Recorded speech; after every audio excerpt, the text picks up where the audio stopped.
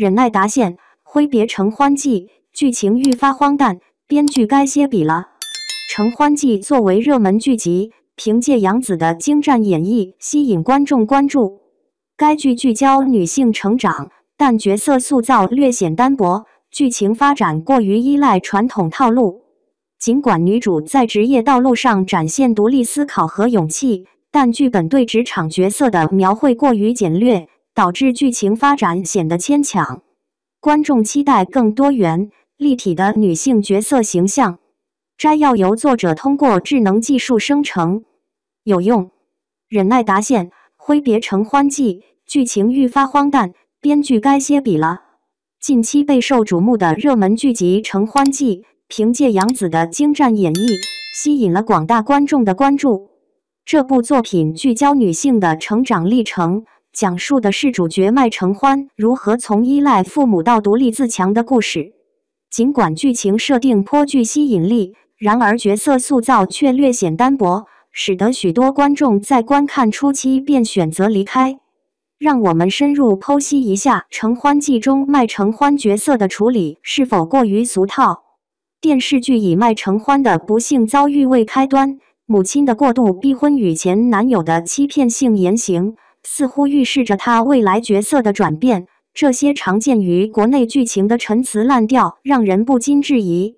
令人惊讶的是，尽管麦承欢遭受了富二代男友的背叛、工作上的重大挫折，甚至面对他的家庭施加的侮辱，他都能选择宽恕。然而，这段经历并非全然负面，男友的背景也为麦承欢带来了意想不到的职业助力。当他在商业谈判中面临困境时，男友的家庭背景发挥了关键作用，他们愿意降低报价，从而帮助他扭转局面。总的来说，《承欢记》在麦承欢的角色描绘上，虽然不乏冲突和转折，但似乎过于依赖于传统的剧情套路，这或许影响了观众的观剧体验。原本，女主的形象被塑造为一个依赖男友的柔弱角色，但在关键的合作谈判中，她的存在几乎被忽视，所有的决策似乎都源于男友的智谋。然而，这并不意味着她的职业道路全然依靠裙带关系。实际上，剧情中巧妙地插入了她展现才华的场景。一次，酒店策划520活动，销售团队被要求提出创新方案。女主在会议前夜，面对关于年轻消费者主导市场的数据，她并未被动接受，而是深夜加班制作了一套全新的 PPT。她的提案与众不同，建议与父母共享520，这显然挑战了传统的商业思维。当其他同事的爱在身边提案被男主犀利批判时，女主自信地推出了自己的独特见解。尽管她的数据似乎指向年轻人，但她却选择了针对中老年市场。这个大胆的转折引起了质疑。面对质疑，她以对国情的独特理解，坚定地说服了男主。她的策略并非异想天开，而是基于深入洞察。通过这样的情节，我们看到了女主独立思考、勇于突破常规的一面。她的职业能力得到了展现，而非仅仅依赖男友的关系。这样的改编，成功地重塑了女主坚韧且有策略的形象。在国内的实际情境下，父母通常只会教导你节约，即使能庆祝情人节的人寥寥无几。女主角的举措，无疑是她独特且颇具挑战性的策略，从一贯节俭的长辈手中争取资源。男主角的质疑，恰恰反映了观众的共鸣：是你尚未经济自立，还是内心仍依赖父母庇护？然而，考虑到剧中对女主角设定为听话的女儿，我们理解她为何会选择看似不合常规的提议。对于这样一个展现孝顺美德的机会，编剧自然不愿错过。尽管在仅有2份提案的竞争中，女主角的方案脱颖而出，观众对此感到困惑。既然规定每个成员都需要提交方案，难道这个部门只有他和对手2人？会议室内的参与者显然不止8人，但仅2个提案被展示，这反映出编剧可能对情节的深度处理略显草率。毕竟女主角的胜利已成定局，过程无需过多渲染。至于方案的选择，原本应通过公开投票决定，但男主角却擅自拍板，就采用你的方案。这与他之前强调的公开原则形成鲜明对比，让人不禁质疑他的前后矛盾。当备受期待的盛典拉开帷幕，其实际内容却显得颇为朴实，一场丰盛的自助餐，供宾客留念的摄影墙，以及令人兴奋的抽奖环节。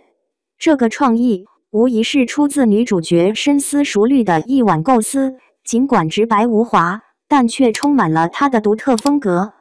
甚至在她父母出席的那一刻，女主角特意递给他们一张编号为66的抽奖券，满怀信心地保证一定会中奖的。然而，这样的小小操作似乎与她一贯视金钱如尘土的价值观有所冲突。男主角在活动中突如其来的求婚举动，尽管打乱了原本的节奏，却意外成为这场略显沉闷活动中唯一的亮点。从旁观者的角度看，不失为一种戏剧性的转折。求婚失败后，女主角的父母带着失落的男友离去，避免了可能发生的进一步尴尬。然而，活动的压轴大奖一晚豪华总统套房，竟然被他亲自赠予了家人，这无疑显示了他对家庭的深厚感情。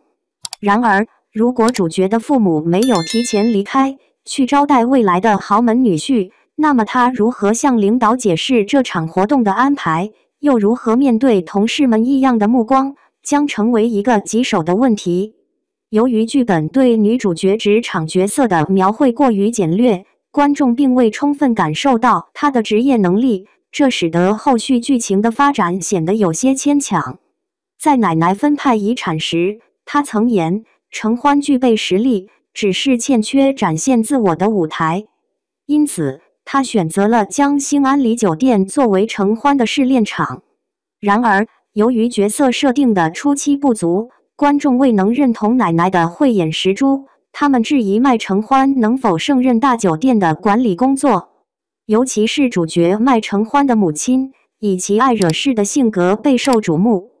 当他得知承欢继承兴安里酒店的消息后，立刻活跃起来，对厨师长施加他的见解。这引发了观众对他的不满，甚至有人预测他未来还会制造更多纷争。尽管杨紫的表演颇具张力，但要扮演这样一个缺乏根基的角色并不易，尤其是在众多女性成长故事竞争激烈的当下，承欢记与同期的惜花纸一同登场。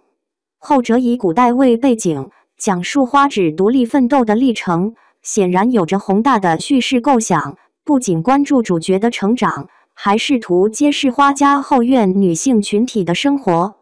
惜花纸试图通过花纸这个角色推动女性独立的议题，但从剧集呈现来看，对这一主题的探讨过于浅尝辄止。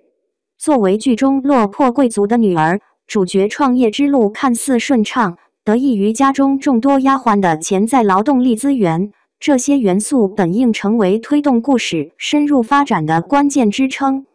福东，那个擅长烹饪的女主角的贴身丫鬟，无疑是花家美食事业繁荣的关键因素。她的精湛技艺几乎主导了整个产业的半壁江山。花纸看似独立创业的主张，实际上她在行动中扮演的更像是战略层面的指挥者。她的启动资金并非来自白手起家，而是源自他四叔珍藏的18坛女儿红，这是一笔早已准备妥当的财富。尽管如此，我们不得不承认，他在商业运作中的实质性投入相对有限。这反映出许多女性题材剧对于职场女性的描绘往往过于表面，缺乏深度。值得称赞的是，女主在职业道路上并未过分依赖男主角的力量。这本身就是一种难得的成功。然而，对于创作者们，我们期待他们能创造出更多多元且立体的女性角色，赋予她们更为丰富的人生维度。